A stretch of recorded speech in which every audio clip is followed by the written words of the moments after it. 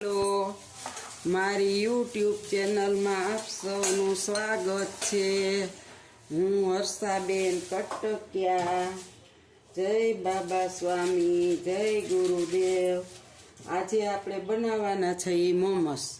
તો એને માટે આપણે ઝીણી ઝીણી કોબી ખમણી લીધી છે થોડીક, અને 3-4 ગાજર ખમણા છે, અને ડુંગળી સુધારી છે। તો આપ જોઈ શકો છો। એને માટે આપણે મેંદાનો લોટ બાંધવાનો છે। એમાં આપણે સ્વાદ અનુસાર નિમક નાખવાનું છે, અને મોણ માટે તેલ નાખવાનું છે। તમે જોવો છો, જો તેલ નાખી, મોણ દઈ અને નિમક નાખી અને હવે આપણે લોટ બાંધી લેશું મેંદાનો, મોમોસ માટેનો। હવે આપણે લોટ બાંધી લેશું। હવે આપણે ચટણી બનાવવા માટે લસણ લીધું છે, સૂકા મરચાં લીધા છે, કોથમીર ડંઠલ સહિત લીધી છે, અને 4 મોટા ટમેટાં લીધા છે। હવે આપણે એને સુધારી અને આગળની પ્રોસિજર હમણાં હાલો। આપણે જો કઢાઈ મૂકી છે ગેસ ઉપર, અને એમાં આપણે એક મોટું પાવડું તેલ નાખ્યું છે, એટલે 3 થી 4 ચમચી। અને હવે આપણે એની અંદર લસણ નાખીશું।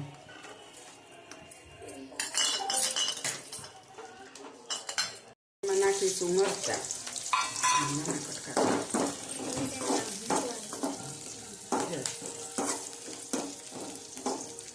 ટમેટા આવી રીતના મોટા કટકા કરી અને ગોઠવી દેવાના ચટણી માટે। તો બધાય ટમેટા મોટા મોટા છે, 250 ઉપર ટમેટા છે, 300 ગ્રામ ગોઠવાઈ ગયા છે। કોથમીર પછી સુધારેલી નાખી દઈશું, અને આ બાફવા મૂકી દઈએ આપણે, અને એને આપણે હવે થોડુંક ઢાંકી દઈશું અને ઢાંકીને ચડવા દઈશું। આપણે અડધી ચમચી મીઠું નાખી દઈશું, એટલે બફાતા વાર ન લાગે। ઢાંકીને આને 10 મિનિટ બફાવા દેવાશ।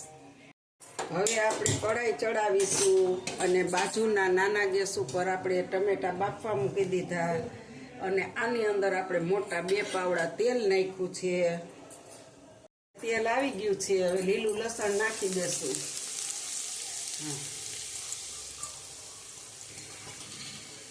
અને એને થોડુંક આપણે સાતળી લેવાનું છે। લસણ ખાલી એને થોડીક વાર જ સાતળવાનું હતું, નકર એનો સ્વાદ ઓછો આવે, અને સતળાઈ ગયું છે। હવે આપણે એમાં ડુંગળી, ગાજર અને આ કોબીની બધું આપણે અંદર નાખી દેવાનું છે। એક આવી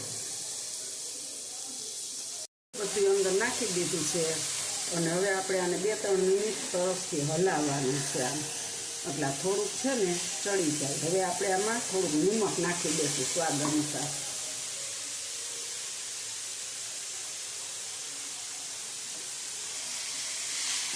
અને બધું આપણે સરસ સાતળી લેવાનું છે। થોડીક વાર થોડું ઢીલું પડી જાય ને એટલું।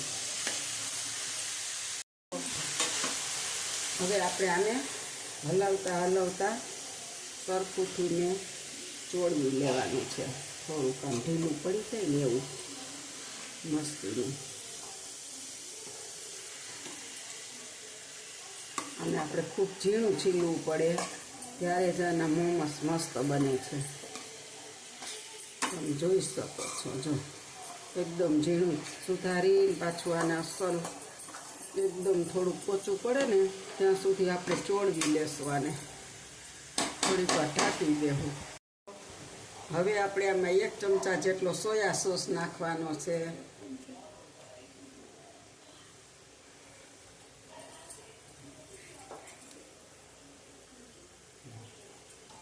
હવે આપણે એને બધું મિક્સ કરી લેશું સોયા સોસ નાખી। જો આપણું હવે છે ને આ ઝીણું ઝીણું સુધારેલું સોયા સોસ નાખ્યું, મિક્સ કરી દીધો, અને હવે જેટલું ચોળવવું પડે એટલું આપણે આને ચોળવી નાખ્યું છે। બહુ ઢીલું નહીં, બહુ કઠણ નહીં, સરસ ચડી ગયું છે। હવે આપણે ગેસ બંધ કરી દઈશું। આપણું આ થઈ ગયું, માંથી લેવાતું નથી। આપણે ગેસ બંધ કરી દઈએ, અને 10 મિનિટ થઈ ગઈ છે. હવે આપણી ચટણીનો સામાન બફાઈ ગયો છે, જોઈ શકો છો. જો એકદમ સરસ. હવે આપણે આને થોડીક વાર ઠરવા દેશું, પછી આને મિક્સરમાં પીલી લેશું. હાવ ઠરી જવા દેશું. અસલ જો બફાઈ ગયું બધું, જોઈ શકો છો. એકદમ જો છાલ ઉખડી જાય એવું. એટલે હવે ઠરી જાય ને એટલે આપણે આને મિક્સરમાં પીસી લેશું. જો હવે આપણે લોટને અડધી કલાક રેસ્ટ આપી હતી અને હવે એને સારોથી કૂણવી નાખવાનો છે. એકદમ મસ્ત કૂણો માખણ જેવો મસ્ત કૂણવી નાખે ને પછી નાની નાની પૂરી બનાવવાની છે એની ઝીણકી. એકદમ એને આપણે કૂણવી લેવાનો છે. લોટ છે ને એ મસ્ત હવે કૂણવાઈ ગયો છે સરસથી ને એકદમ. મેંદાનો લોટ ને વાર લાગે કૂણો કાંઈ તો. હાલો આપણો લોટ જો આવો રાખવાનો છે, જોવો છો ને આવો. આપણું બધું આ બફાઈને ગળી ગયું ને ઠરી ગયું છે. હવે આપણે એને પીસી લેવાનું છે મસ્ત. 2 વખત થોડું થોડું નાખી અને મસ્તનું આપણે પીલી લેશું એને. ચટણી પીસાઈ ગઈ અને હજી 1 જાર પીસવાની છે, 2 જાર થાય એમ. પછી આને આપણે વઘાર કરવાનો છે. આપણે કડાઈ મૂકી એમાં તેલ નાખ્યું છે અને આપણે જે ચટણી બનાવીને બાફીને ઠરવા દઈ એનો હવે આપણે વઘાર કરવાનો છે ચટણીનો. તો તમે જોઈ શકો છો. હવે આપણે એમાં લસણ નાખીશું.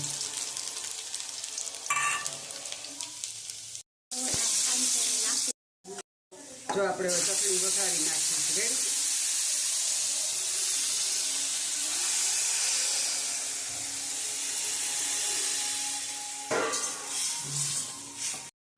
થોડોક મરચું પાવડર નાખીશું કલર માટે, કે એનો કલર સારો આવી જાય.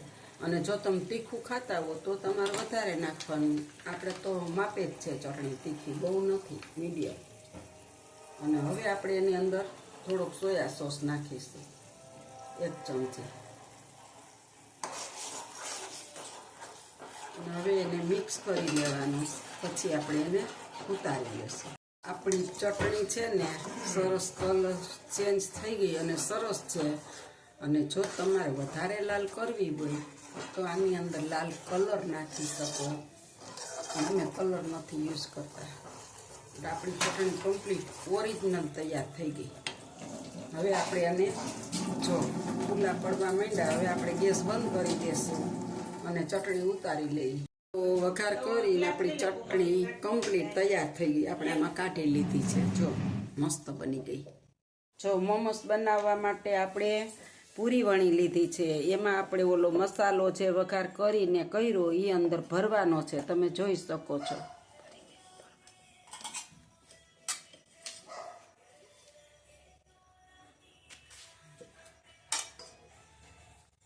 જો આપણે આવી રીતના બધી પૂરી વણી અને બધાની અંદર મસાલો ભરી અને પેક કરી દેવાનું છે.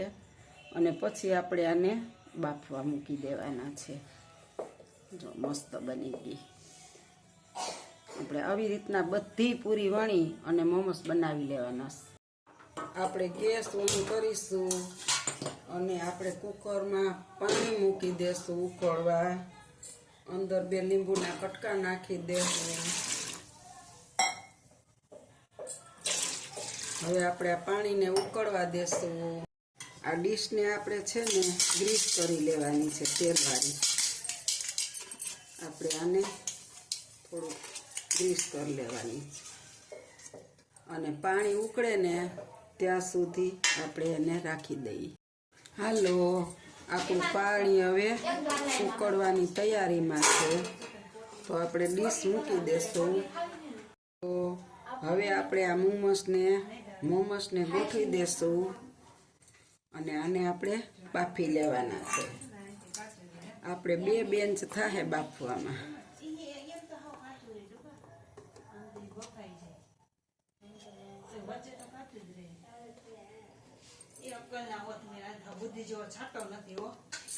આપણું પાણી ઉકળી ગયું છે અને આટલા મોમોસ ગોઠવી દીધા છે પહેલી બેન્ચના. હવે આપણે આને પેક કરી દઈશું બફાય ત્યાં સુધી. હાલો જો આપણા મોમોસ બધા બફાઈ ગયા છે, કલર ચેન્જ થઈ ગયો છે. હવે આપણે આને બહાર કાઢી લેવાના છે અને બીજા ચડવા મૂકવાના છે. જો આપણે બીજી બેન્ચ ચડવા મૂકી દીધી છે અને આપણા આ મોમોસ તૈયાર થઈ ગયા છે. મોમોસ આપણે જોઈ શકો છો. જો આ મારી રેસીપી તમને સારી લાગી હોય તો લાઈક શેર કરજો, બેલ બટન દબાવવાનું ભૂલતા નહીં.